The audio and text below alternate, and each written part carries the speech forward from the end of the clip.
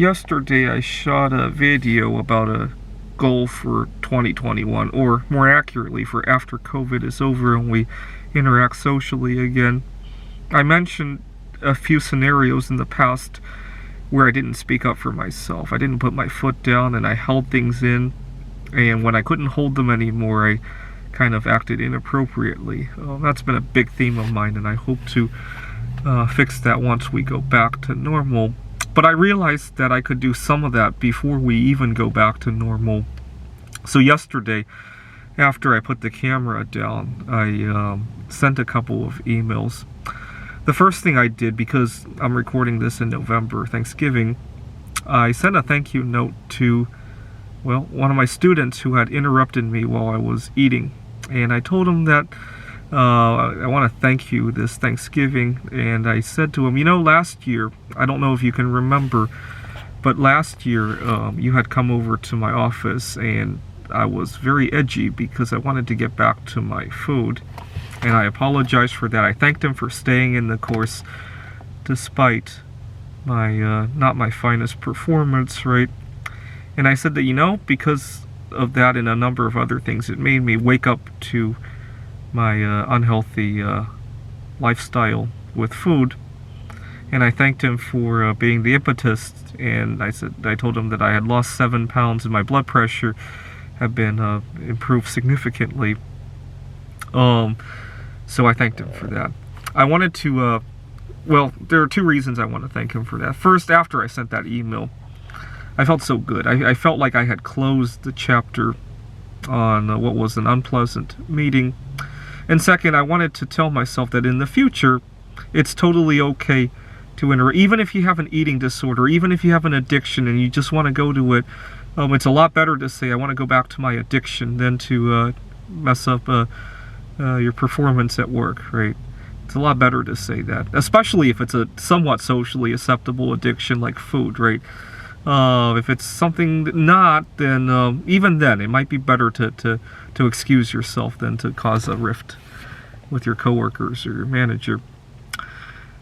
Well, right now I have a sticky situation with another workplace. I work at a tutoring center, and 3 weeks ago, my manager, who's also Asian, see, we Asians sometimes treat each other too chum sometimes. We don't think of ourselves as business opponents, right?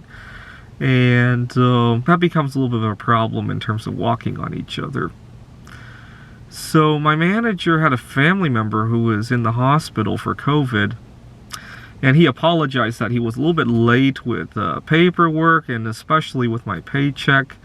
He couldn't get access to my records. He asked me what hours I had worked, and I never thought I should have kept track of that. I mean, all my tutoring is happening over Zoom, and it's not hard for me to find out, but stuff got in the way, right? Then I had a few papers to submit, and I thought he would sort it all out.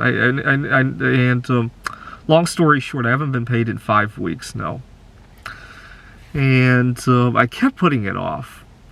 It's just not a very pleasant topic to talk about, especially when you have somebody who almost thinks you're an extended family member. Asian culture is just very unusual. You see, last year I went to Taiwan for a conference, and Taiwan has a very different culture in terms of what people will openly share about compared to here in the United States. And there are pluses and there are minuses.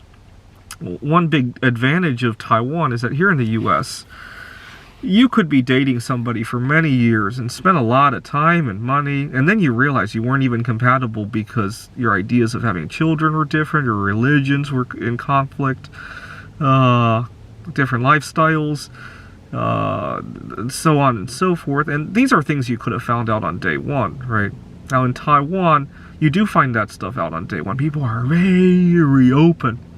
I stayed at a hostel in Taiwan, and some of the stuff I saw go down there in terms of social interactions, here in the US, we would categorize as harassment, right? And in Taiwan, it's normal everyday life, right? Now, it becomes a big problem when I work with Asians here in the U.S., and we seem to think we're still in Asia, that becomes a little bit of a problem then. So yesterday I finally put my foot down and I called my manager. And thank God he didn't answer, because I was so unready for it. His voicemail picked up. I was about to leave a message when I realized, hey, let me hang up and brainstorm this a little bit. And to come to think of it, I shouldn't have done that. I should have been myself. But that's the kind of problem I run into in terms of not putting my foot down.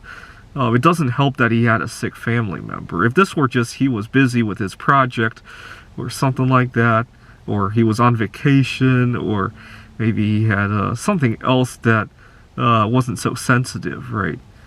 Or maybe he got a divorce. Divorce is not nearly as sensitive here in the U.S., right?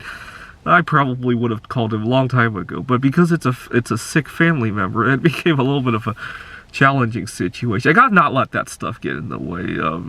I also need to, next time I look for another job, I need to find a manager that I can put personal and business things separate, right?